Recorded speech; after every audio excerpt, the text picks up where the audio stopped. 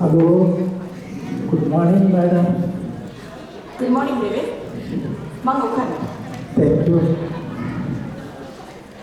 வேலையெல்லாம் எப்படி போயிட்டு இருக்கு டேவிட்? நேற்று வரைக்கும் நல்லா தான் போயிட்டு இருந்தது மேடம். நான் யார் முகத்தில் முடிச்சேனே தெரியல. நார்மலாக காலையில் எழுந்திரிச்சேன்னா என் வீட்டுக்காரம்மா முகத்தில் தான் முடிப்பேன். எல்லாம் நல்லபடியாக போய்கிட்டு இருக்கோம். அவள் வேற பெங்களூருக்கு போயிட்டா. மேபி நான் கண்ணாடியில் என் முகத்தையே பார்த்துருப்போம் கொடுக்க. வேண்டாத இனிமேலெல்லாம் வந்து ஒரே சனி பகவான் என்னை சுற்றி சுற்றி வர்றாரு மேடம். நான் எதுக்கு உங்களை வர சொல்லினா உங்ககிட்ட ஒரு இமெயில் வந்திருந்தது. அதை பற்றி பேச தான் கூப்பிட்டுருக்கேன். இமெயிலா? ஓ கடவுளே. ஆமாம், இப்படி ஒரு ராஜினாமா கடிதத்தை இமெயில் அனுப்பிச்சிருக்கீங்க. ஏதாவது பர்சனல் ப்ராப்ளம் இருக்கு? ராஜினாமாவா மேடம்? எதுவும் நீங்கள் ஆக்ஷன் எடுத்துடலையா மேடம்? இது வரைக்கும் இன்னும் ஒன்றும் எடுக்கல. பாடல் இப்போ தான் நின்று ராஜினாமாவங்க நான் பயந்து போனேன் மேடம்.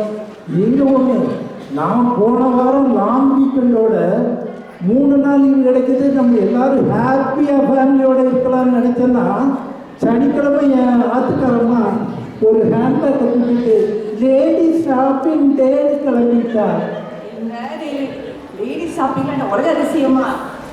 அதை மட்டும் விடுங்க. என் மகன் என்னடான்னா அவன் என் ஃப்ரெண்ட்ஸோட சேர்ந்து பார்ட்டி பண்ண போறேன்னு அவன் ஒரு பக்கம் கிளம்பிட்டான். இது நான் தெரியாதனமா என் வீட்டுக்காரம்மாட்ட கேட்டுட்டேன், மத்தியானத்துக்கு என்ன சமைக்கன்னு.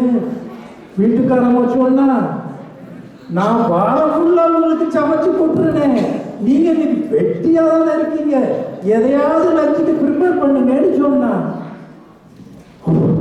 பரவாயில்ல, உங்க வீட்டுல நீங்க சமைக்கிறீங்க, எங்க வீட்டுக்கு சான்ஸே இல்லை. உங்க வீட்டுல எப்படி மக்களே? கொடுத்து வச்ச ஒய்ஃபுங்க உங்க வீட்டுல. ஓ, நான் சாம்பார் வைக்கணும்னு நினச்சி எனக்கு கையும் ஓடலை காலும் ஓடலை.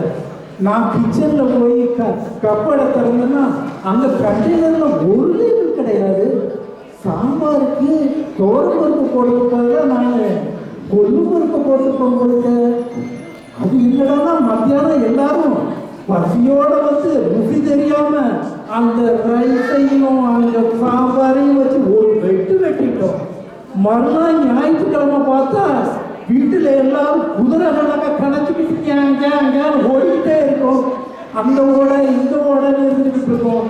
அதனால ராஜினாமானா வேலை இல்லாமல் இருந்தேன்னு வச்சுக்கோங்க, இந்த வீட்டில் உள்ள வேலையெல்லாம் என் தலைமையில வந்துடும். அதான் எனக்கு ராஜினாமா பற்றி பயமா இருக்கு madam.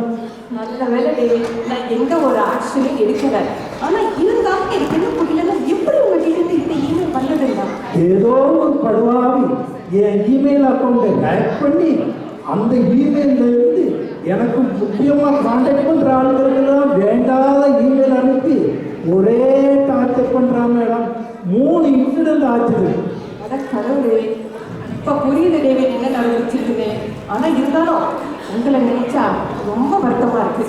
Sorry for the trouble. Thank you madam. No problem David, நீங்கள் வேலையை கண்டினியூ பண்ணுங்க.